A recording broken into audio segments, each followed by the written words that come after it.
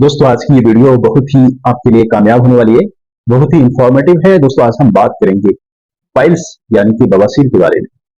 बवासीर में दोस्तों हमें क्या खान पान रखना चाहिए और किन खान पान को हमें अवॉइड करना है।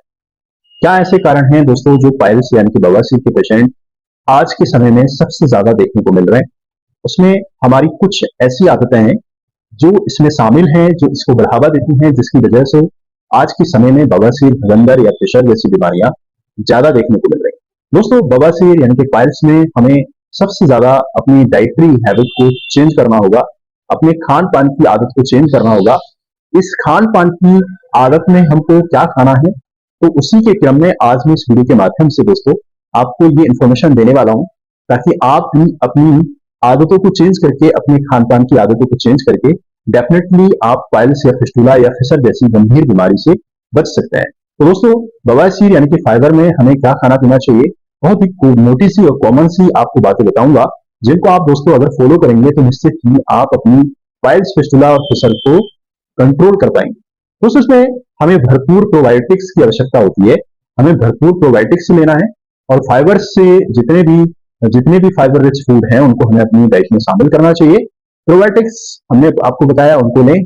तरल पदार्थों को दोस्तों जो लिक्विड फॉर्म में ज्यादातर हो वो आप अपनी डाइट में शामिल करें। एक स्वस्थ आहार योजना का पालन करना दोस्तों ये आपके लिए महत्वपूर्ण हो जाता है। तो मसालेदार तला हुआ या फिर दोस्तों जो आजकल सबसे ज्यादा फास्ट फूड देखने को मिल रहा है उसमें जंक फूड से हमें बचना चाहिए।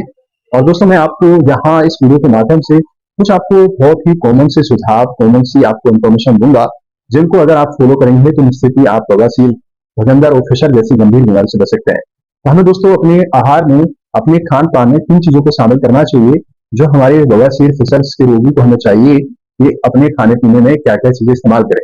तो फाइबर से युक्त जो मैंने आपको बताया अपनी डाइट में शामिल करना है, उसमें दोस्तों आपको चाहिए कि साबुत अनाज जो होते हैं, जैसे ब्राउन राइस है, ओट्स है, दोस्तों यानी कि क्विनोआ है, ये सारी चीजें क्या है, ये हमें अपनी डाइट में जरूर शामिल करनी चाहिए क्योंकि इनके अंदर फाइबर कंटेंट ज्यादा होता है।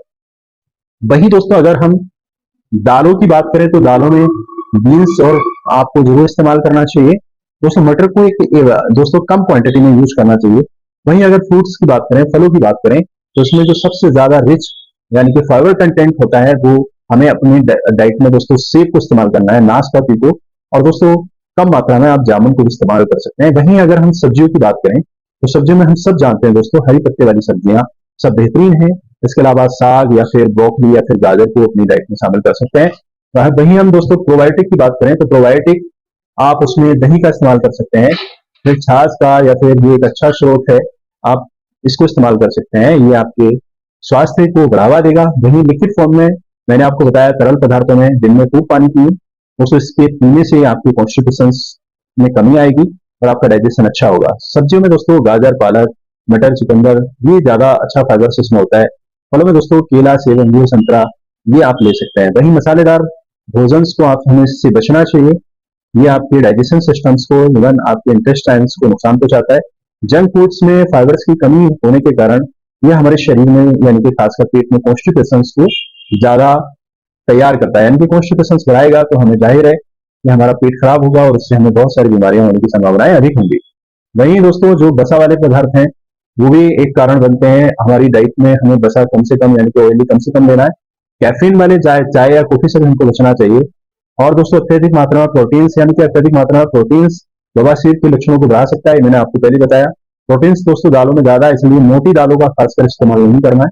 बवासीर के लिए विशिष्ट आहार योजना के बारे में दोस्तों आपको मैं सबसे पहले एडवाइस देना चाहूंगा, अपने कंसल्टेंट डॉक्टर से जरूर सलाह लें और अपने भोजन में फाइबर्स की मात्रा धीरे धीरे बढ़ाएं, एक ही बार में खूब सारी नहीं बढ़ाएं।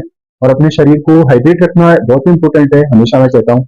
नियमित आप दोस्तों डेली एक्सरसाइज करेंगे, उससे भी आपको बहुत बेनिफिट मिलेगा। सोच करते समय यानी कि डेफिकेशन मल त्याग करते वक्त आपको ज्यादा समय एक्सपेंड टॉयलेट में नहीं करना है। वहीं तनाव और गुस्से से हमें बचना है। यही सारी चीजें हैं दोस्तों जो हमें पाइल्स और फिस्टुला, फिशर जैसी गंभीर बीमारी से बचा सकते हैं। उम्मीद करते हैं दोस्तों आपको इस जानकारी को अच्छा लगा, तो जल्दी से फटाफट से अगर आप जानकारी अच्छी लगी, चैनल पर नए हैं तो सब्सक्राइब करें और दोस्तों तक भी शेयर करें। मिलते हैं नेक्स्ट इन्फॉर्मेटिव